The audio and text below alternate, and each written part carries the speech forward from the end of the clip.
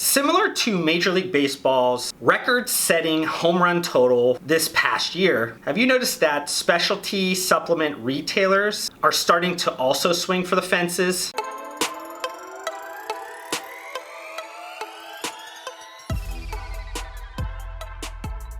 Over the last half decade, specialty supplement retailers have honestly not had the easiest business environment to succeed in. But most of these problems have been amplified due to lack of retailer adaptation or evolution to this new reality. Well, it looks like these specialty supplement retailers in the back half of this year have started to say enough is enough. And you started to see some wild activity. And in this latest DVD, we have various specialty supplement retailers that are going wild. Brace yourself. The following is a paid program for girls gone wild.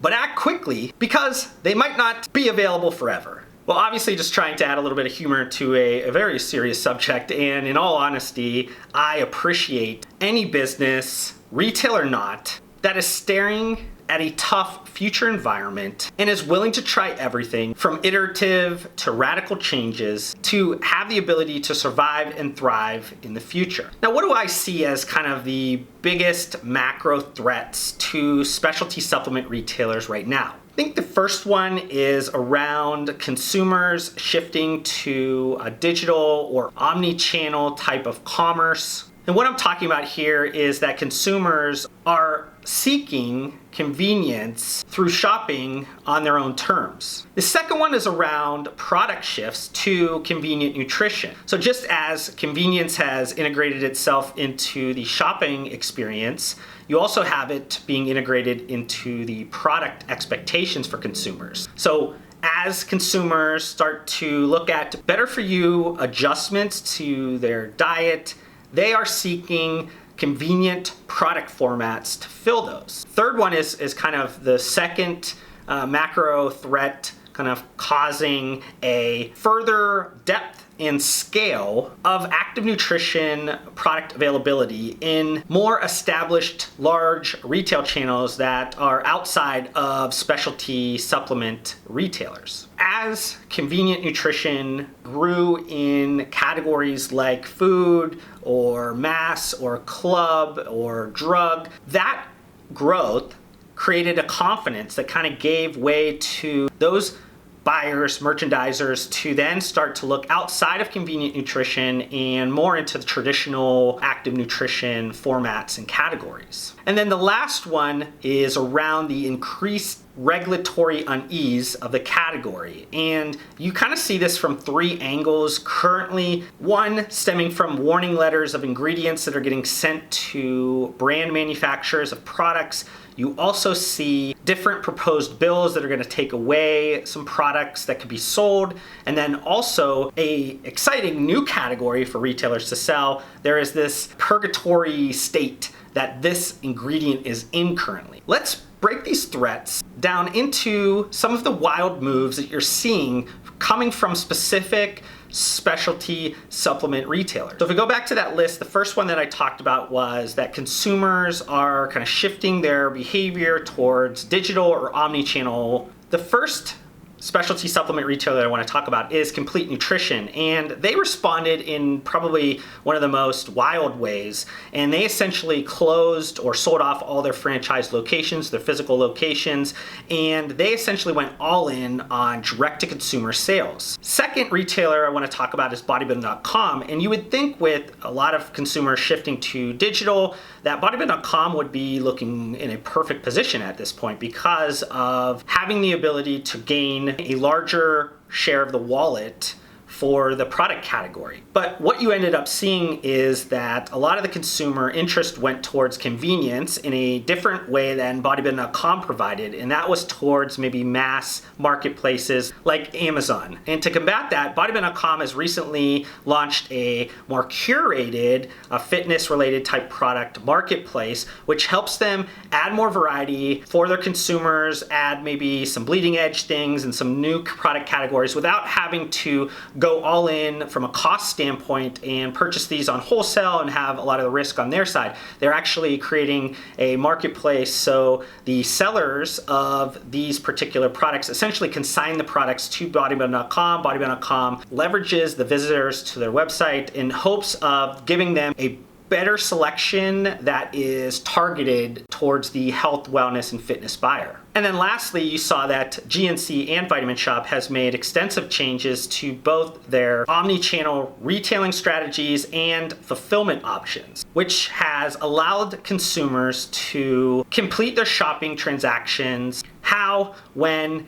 and where they want. Now, moving to the second big macro threat to specialty supplement retailers, this was around consumers shifting their interest towards the convenient nutrition category. So GNC has kind of responded in a way that is pretty typical of them in launching private label products. So they've launched a energy drink offering to combat some of those trends called Mad Pony. They've also had a ton of different like ready to drink protein beverages and also ready to eat protein bars and different kind of nutritional bars. So GNC has responded pretty well and made sure that they've gotten a larger share of that spending. And you've seen that with some of their categorical trends on their earnings reports that I've highlighted on this channel. Now, outside of GNC, if we just think about all specialty supplement retailers, regardless of the size, you see that they have drastically changed their merchandising strategy to carry more of these ready to eat, ready to drink, and a number of other kind of categories of convenient nutrition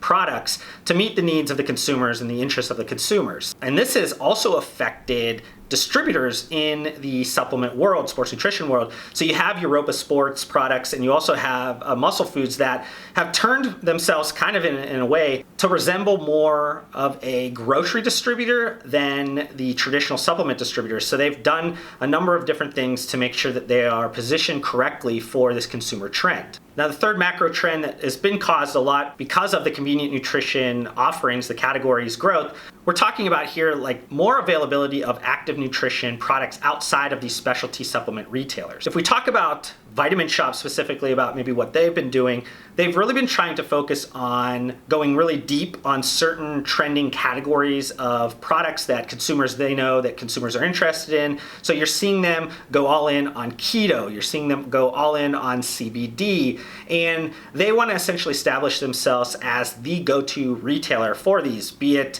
from product assortments, but also from just like an education standpoint. And shifting this to kind of the idea of like all specialty supplement retailers, even Vitamin Shoppe, you've seen them all focus on private label creation or extending their private label creation to create products that are essentially exclusive to them and gives them the ability to compete on a merchandising standpoint to some of these larger retail channels. And then the last kind of macro threat that I'm talking about with specialty supplement retailers, if we're talking about just the regulatory unease this year, with small specialty supplement retailers, they're kind of dealing with everything, but primarily they're the ones dealing with the SARMS Act that is going to take away a very large piece of a lot of their businesses, ones that have been leaning on this kind of gray market product category for the longest time and making really good margin and really high price points on this.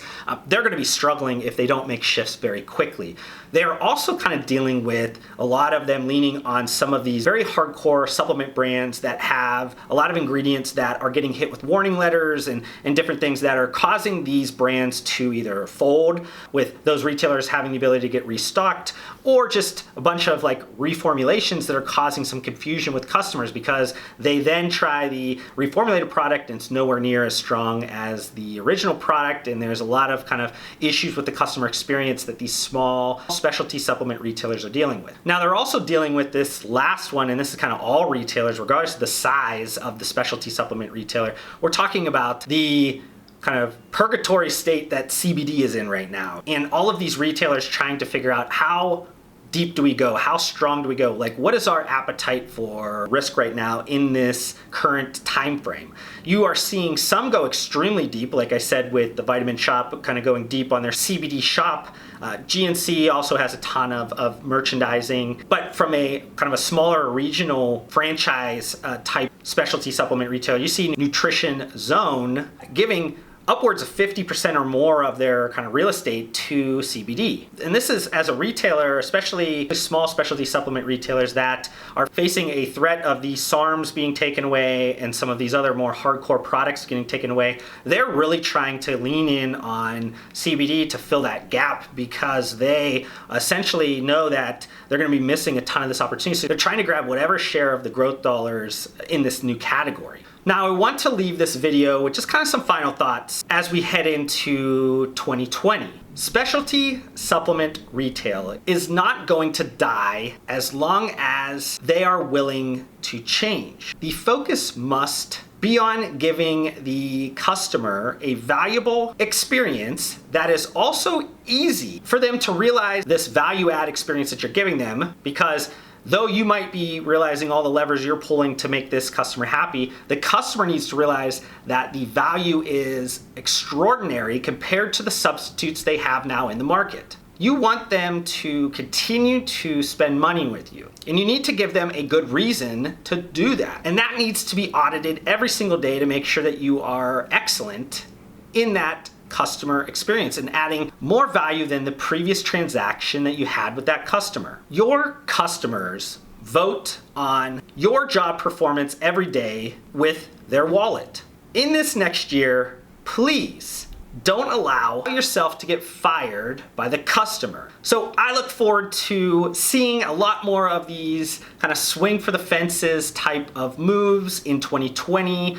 But make sure that these moves also map back to your purpose as a specialty supplement retailer, and that is to give a ton of value towards a consumer that's looking to reach goals in health, fitness, wellness, and nutrition. Thank you so much for watching this video. If you want to help support me, make sure you guys hit that thumbs up button on this video. If this is the first time you've been introduced to my videos, would love for you guys to be a part of my community by subscribing to my channel. I upload several videos just like this weekly, and if you guys want to connect further outside of this platform, I do include all of my social media links down below. I just want to thank you guys again for your time. Hopefully I gave you some value in return, and we'll see you guys on the next video.